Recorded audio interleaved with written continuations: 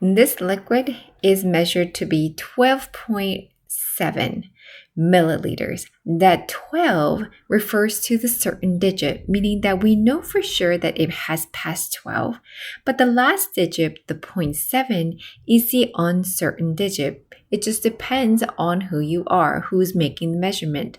It could be 12.7, maybe you thought it was 12.8, maybe some 12.5.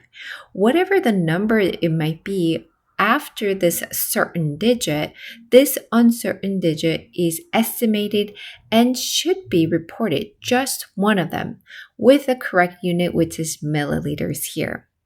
The certain digit plus that one uncertain digit, this whole entirety measurement refers to significant figures. How many are they here? There's 12, there's 3. 1, 2, 3. So let me just reiterate. In chemistry, in addition to all necessary units, that number plus this unit, the measurement has to be expressed with correct significant figure. It must have certain number, like this 12, and one uncertain number, no more. There are several rules you need to follow for significant figures. In order to do that, we are going to go follow these rules to identify how many sig figs there are in a value. For example, number 1, non-zero integer always count as significant figures. Here is an example of a non-zero integer. 2,449. How many sig figs do you see? Well, I'll add the unit, centimeter. There's 1, that 2, 3, 1, 2, 3, 4. There's 4 sig figs here. So there's 4 sig figs. Let's do another one. 4, 9, 9.2. This also has milliliters as sig figs. I'm just making up the units here. How about this one? 21.8995 centimeter. This has 5 sig figs. So you got the idea. All of these are non-zero. They do not contain a zero. And with that, we can write how many sig figs are present. Let's see what happens if there are zeros present. There are various classes of zeros that you need to go look at. So leading zeros, zeros that precede all the non-zero digits, do not count as significant figure. For example, a leading zero would look like this, 0.00112. This portion is considered to be the leading zero. They're leading all rest of the numbers. And so we do not count them, but we do count the numbers that the non-integers, right? Non-zero integers. So this one has 3 sig figs. How about the next one? Next example, 0.000005. There's only 1 sig figs. Even though there's lots of zeros, all that leading zero will not count as significant figure. The next one is called the captive zero. Captive zero is in between 2 non-zero digits, always count as sig figs. So for example, if I have 2005, that captive zero, these two are captive between the 2 and the 5. So we do count them. 1, 2, 3, 4. So this one has 4 sig figs. 3 more example. How about this? 101.101. This has 1, 2, 3, 4, 5. Oh, that got deleted. 101, 101. 1, 2, 3, 4, 5. 5, 6. This has 6 sig figs. So these two are captive. No matter how many captive zeros there are, you count them. Last one.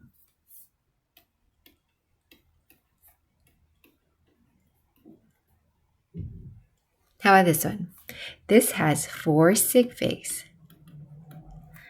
You do not count the leading. Remember, these are the leading one. You don't count them, but you do count the captive one. So 4, 0, 2, 8. That is 4 sig figs. Let's talk about trailing zero. Trailing zeros are at the right end of the number, so on the right side. Significant only if the number contains a decimal point. For example, say you have this number here, 10 point, okay, point 0, 0, 0. So here is a number, and these are trailing. They're after that number, not the leading one. And it does have a decimal point, so all of these guys will count. So this has 5 sig figs. Another example, 0.211900. How many sig figs? This has 5. It does not count the leading zero, which is this one, but the trailing zero we do count because it has a decimal point. So this one has 5 sig figs. Let's try a different one. 100. This does not have a decimal point. So the only one you do count is that one. And so this is 1 sig fig. How about the next one? 100 point. There's a decimal point there. So you're going to count those zeros. So this one now has 3 sig figs, even though the top and the bottom have significant figures that looks about the same. Just because of the decimal point is there, it's counted as significant figure. This means that these two values are certain and this one is uncertain. Whereas this one, these are uncertain number, and this one is a certain number. And the reason why I have to put a 0 there is because the 1 needs to be in the hundredth place. More on that later, okay? But for now, we just want to count how many sig figs are present.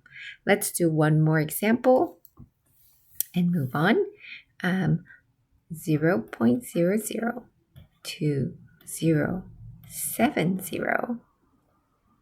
0. This one has 1, 2, 3, 4, 5, 6 sig figs. This 0 between the 2 and the 7 counts because it's a captive. These trailing 0 count because it has a decimal right here. The very first one, these 3, they do not count because those sig figs, those are leading zeros. Try this learning check and come back and check the key. And here is the key. Lastly, there's what is called the exact numbers. Here are some examples of exact number. 1 inch is equal to 2.54 centimeter exactly. 9 pencils, like you're counting. 1 pencil, 2 pencil, 3. There are 12 cookies. You can count them. Or something that is coming from an equation. Or like this equality, conversion factors. Okay? All of these guys that are in here, they don't have just sig figs as shown, but rather they're considered to have infinite number of significant figures. So numbers by counting and numbers coming from equalities or conversion factors like this one and this one. And something like with an equation, those have tendency to have infinitely many, right? Infinitely many, I think the logo or the sign would be like this. Many significant figures.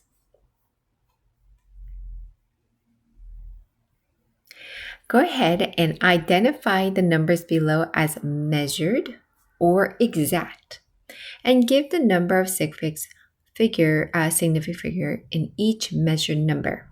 So I'll just do the first one. 3 coins. I counted 1, 2, 3 coins. It's not measured. I counted them. So this would be exact. So therefore, there won't be any significant figure like 1 or 2 or 3, but rather this has infinitely many significant figures. So you try for the next 3 and come back. And here is the key.